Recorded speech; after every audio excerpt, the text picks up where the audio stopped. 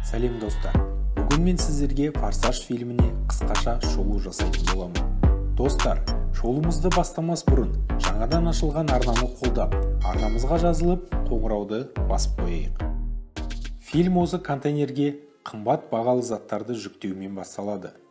Сол жерде істейтін жігіт бұзақыларға қоңырау шалып, контейнер сен жаққа бара жатыр, қабырғасында Роджерс деген жазуы бар, менің үлесімді ұмытпа деп айтады. Кеш батқанда бұзақылар әлгі жүк көліктің артына түсіп, оны қоршап алады. Алдында кетіп бара жатқан көліктің бірінен жүк көліктің терезесіне оқ атып, оны жұлып алады. Ал екіншісінен арқанмен оқ атып, сол арқан арқылы салонға кіріп алады. Жүргізуші болса оған қарсылық көрсетіп жатқанда, оны атып, ұйықтатып тастайды. Сөйтіп бұзақылар жүк көлікті жаулап алып, өздерінің базасына айдап алып кетеді.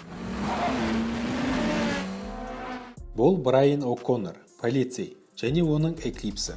Ол Эклипспен жарысқа дайындаламын деп шығады. Бірақ одан түк шықпайды. Біраз уақыттан кейін ол Тореттоның кафесіне келеді. Мия оның келгенін көріп, тунецпен сэндвич берейін бе деп сұрайды. Брайан оған ол балғын ба деп жауап береді.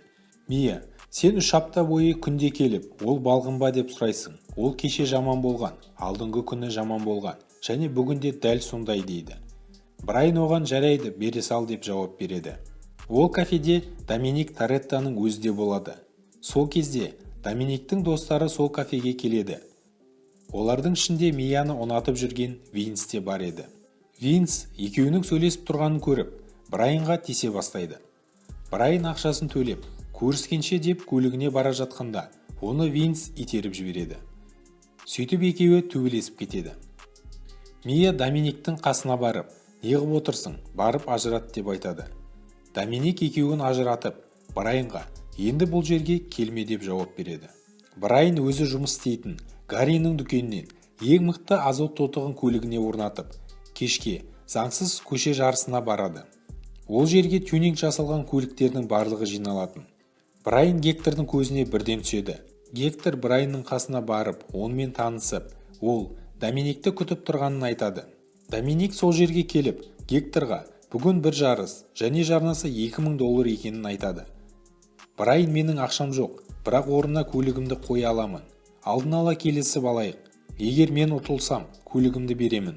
Егер мен ұтсам, онда ақшаға және өздерінің араларында мәртебеге ие боламын дейді. Оны естіп барлығы күліп, жарысқа келіседі.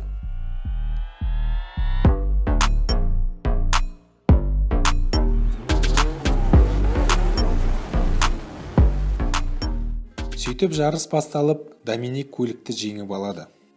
Сол кезде полицейлер қаптап, Брайан өз көлігін тапсырып үлгермей қалады. Полицейлер Доминиктің артынан қуып кетеді. Доминик олардан қашып көлігін автотұраққа қойып, шығып келе жатқанда көмекке Брайан келеді. Олар кездейсоқ Доминиктің қарсыласы және банданың басшысы Джонни Транның жеріне кіріп кетеді.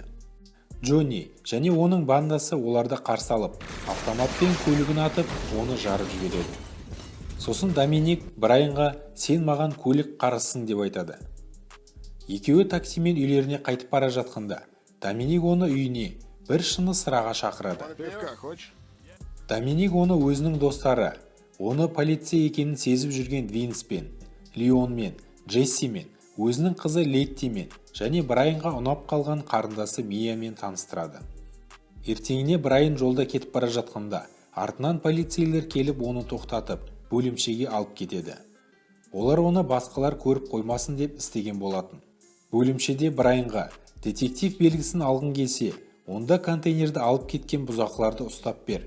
Олар Honda Civicпен жүреді дейді. Брайан оларға маған тағы да бір көлік керек деп айтады. Ертесіне Брайан шаршап қалған Toyota Supra автокөлігін Доминиктің гаражына алып келеді. Доминик сен қоқыс тастайтын жерге емес, гаражға келдің ғой деп барлығы күле бастайды. Toyota Supra'ның 2 JZ GTE қозғалтқышын көріп, жарысқа шығуға мүмкіндігі бар екенін және оған Доминик $20,000 салатынын айтады. Доминик Брайанды өзінің командасына алып, бір айдан соң шөл далада жарыс өтеді, соған дайындаймыз дейді. Брайан Джессимен көлікті қалпына келтірумен айналыса бастайды. Ол Винстен басқа адамдармен жақсы қарым-қатынаста болады және Миямен кездесе бастайды. Брайан тағы Джонни Транды контейнерді ұрлады деп оған дәлел іздей бастайды. Түнде ол тергеу жүргіземін деп бір гаражға кіріп кеткенде оны Винс пен Доминик ұстап алады. Брайан оларға жарыстан алды қарсыластарының көліктерін зерттеп жүргенін айтады. Үшеуі қосылып Транның гаражына кіріп, ол жерден өте көп электронды тауарларды көреді. Содан кейін жүк көлікке тағы да шабуыл жасалады. Брайанның өзінің басшыларына гаражда көргенін айтып, олар Тран мен Ленсті ұстап алады. Аяғында товарды заңды сатып алғанын және ағайындылар кінәлі емес екендігі анықталады. Басшылары Брайанға 36 сағаттың ішінде ұрыларды таппаса, жұмыстан шығатынын айтады. Келесі күні Доминик пен Брайан жарысқа барады. Ол жерде Джесси өзінің Volkswagen'імен Транның мықты Хондасымен жарысатын болады. Нәтижесінде Джесси ұтылып, көлікті белгісіз бір жаққа айдап қашып кетеді. Тран өзінің жеңіп алған көлігін талап етіп, Доминикті «Мені полицейлерге ұстап бердің» деп кінәлай бастайды. Доминик оған шыдамай, онды бір ұрып, екеуі төбелесіп кетеді. Кешке Доминиктің командасы бір іске кетіп қалады. Брайан сол кезде Мияға келіп, өзінің полиция екендігін айтып, және Доминикті құтқаруымыз керек, жүк көлік шабуылға дайындалғанын айтады. Мия оған сенбейді, бірақ Брайан оған оны жақсы көретінін және бәрін шын мәнінде айтып отырғанын айтып, оны көндіреді. Екеуі бірге Доминикті іздеуге шығады. Брайан өзінің таныстары арқылы, Доминиктің телефоны арқылы оның қайда екенін тауып алады. Доминик сол мезетте өзінің шабуылын бастап кеткен болатын. Винс салонға кірейін деп жатқанда, оны жүргізуші дробовикпен атып, Винс арқанға асылып қалады. Жүргізуші Доминиктің дөңгелегіне атып, Леттиді итеріп жолдан шығарып жібереді. Брайан мен Мия көмекке келіп, Брайан Винсті арқаннан босатып құтқарып алады. Бір шетке тоқтап, бәрі жаралы Винске көмекке жүгіреді. Брайан өзінің әріптестеріне қоңырау шалып, көмек сұрайды. Доминик оның полиция екендігін естіп, ала көзімен қарап, ары қарай Винске көмектесе береді. Көмекке тікұшақ келіп, олар Винсті салып жібереді. Летти, Мия, Доминик және Леон Брайанды тастап өздері бір көлікке отырып кетіп қалады. Доминик оларды қауіпсіз жерге жіберіп, өзі Джессиді іздеуге дайындала бастайды.